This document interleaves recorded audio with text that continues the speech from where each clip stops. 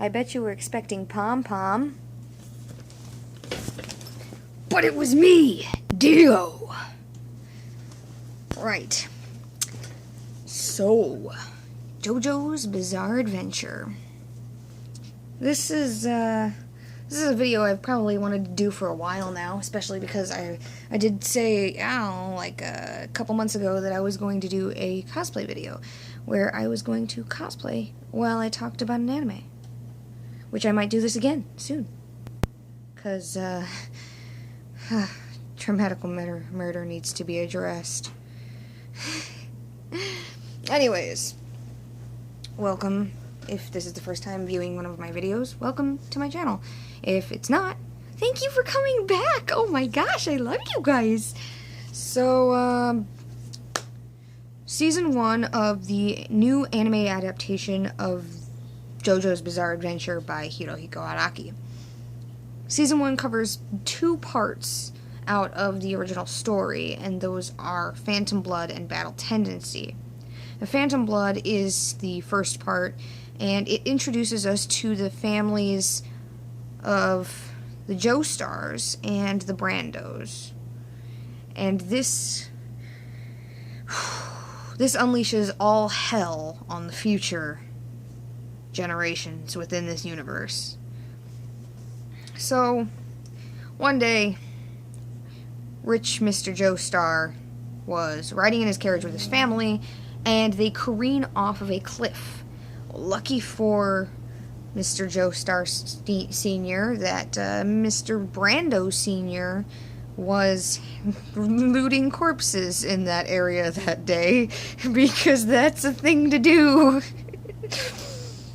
So he stumbles upon Mr. Joestar, and he saves his life.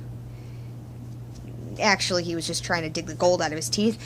And Mr. Joestar tells Mr. Brando, if there's anything you ever need in your life, come to me and I will get it done for you. Skip forward to Dio's shit father laying on a bed, dying of poisoning. And he says, Dio, go to the Joestars. They're rich. They'll take you and they'll take care of you. So Dio says, okay, Dad. I'll go to the Joestars and I'll take care of them. And I will take all of their money. And I will be rich. So that starts off the sibling rivalry that goes on, well, sibling-like rivalry that goes on between Dio and Jonathan Joestar. This becomes a huge problem for every other Joestar down the line.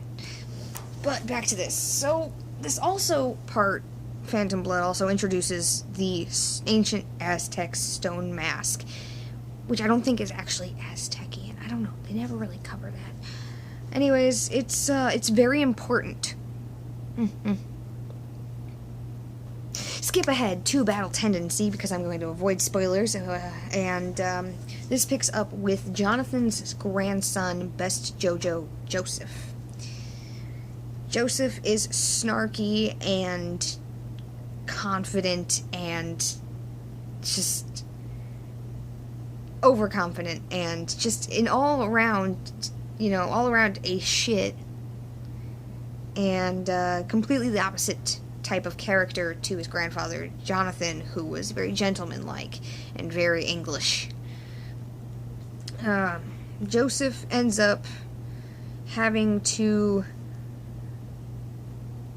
fight off some things due to Aztecian stone masks that I just said 2 seconds ago would be important. Well, here it is again, and it is once again relevant and important. Also, he faces a bigger threat to the world itself in the form of the creators of the ancient mask. Now, without going on any more about stories and such like that, I would just like to talk for a moment about overall the cultural impact and also the varied characters and the animation, and I'm going to briefly touch on all these things. So, the animation is very pretty. it's kind of, it's very shiny. The art style is highly reflective of the original style from the manga. It's kind of 80s-ish looking, but in a new sort of animation technique. So it's like good stylistic choices and digital animation, which, I mean, take it or leave it. In this case, I think it does well. It's pretty. Like, it's probably a decently budgeted show. Like, they probably had the money to make it look nice, because it does look shiny and pretty and also nice. But the character designs are very varied. There are so many different designs for the characters, each with their own unique personality and each with their own unique, iconic sort of appearance. So it's easy to differentiate between the metric shit ton of characters in this goddamn series. Oh boy, let me tell you, there's a lot. But it's okay, because they all look very different from each other without looking too much like they don't all fit in the same show within each part. Like, I mean, if you took a character from part 3 and compared them to a character from part 1, there are obvious style differences due to the time periods that each are set in. Anyways, going on to the cultural impact of this show. The original manga is so influential on so much of modern sort of Japanese pop culture.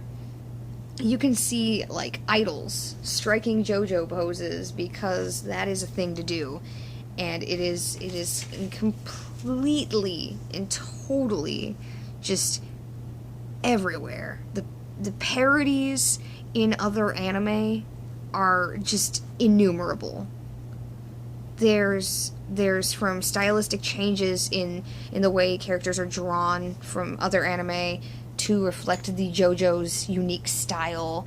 There's the obvious, poses that they do. There's just the talking is a free action thing I've seen used as a direct reference to JoJo's, mainly because of what they were talking about in that time period and how they would say it, it was just, the story had such an immense impact on modern day anime, and even anime from like 10 years ago. It's JoJo's Bizarre Adventure is a force of nature. It's a force to be reckoned with, and it's a good. I highly recommend, if you are not familiar with JoJo's, checking out the new anime adaptation, because it's good.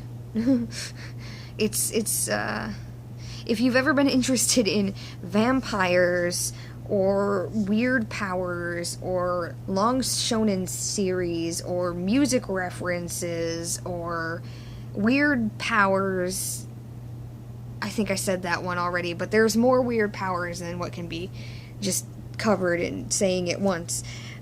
I highly recommend checking out JoJo's Bizarre Adventure.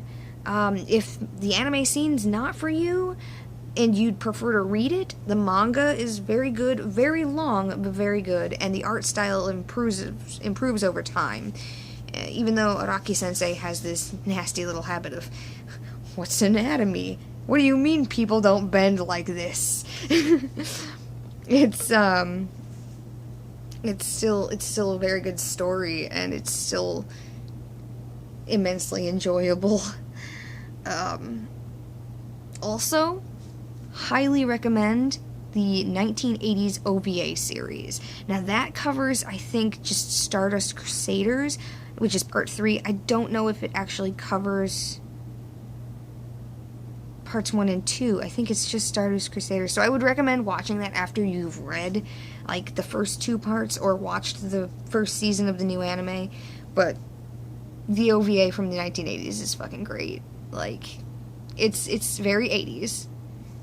There's Dio Brando, which is always good. And it's just amazing. Anyways, till next time, Tokyo Tomare.